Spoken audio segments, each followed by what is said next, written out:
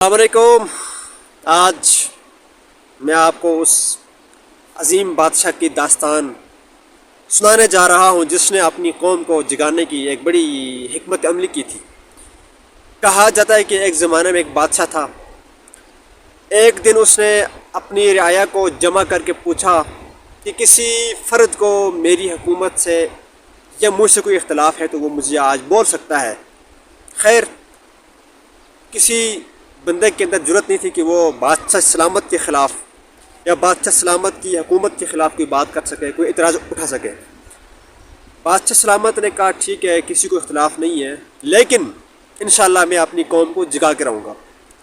शाम गुज़र गई तो बादशाह सलामत ने फ़ैसला किया कि कल उस पुल के ऊपर दो बंदे खड़े होंगे, उनके हाथ में चप्पलें होगी, और जो बंदा भी गुजरेगा ना मेरी कौम का, ये मेरे रियाया का, उसको अपने चप्पल मार के गुजार देना है।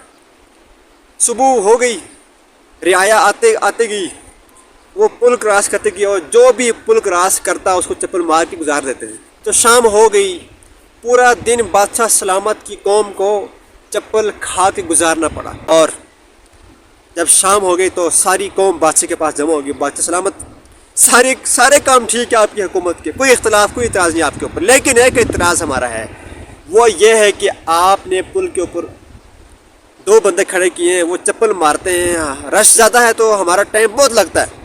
आप मेहरबानी फरमा के दो के बजाय आप 4 बंदे खड़े करें ताकि वो चप्पल मार के बंदे को गुजार सके और हमारा टाइम बच जाए। तो मेरे मोहतरम भाइयों, ये मिसाल मैंने इसलिए पेश किया आपके सामने कि जो कौम जुल्म सहने की आदी हो जाती है, फिर वो ऐसे मौक़े तलाश करते हैं कि जो जुल्म हो रहा है वो जुल्म सह सके।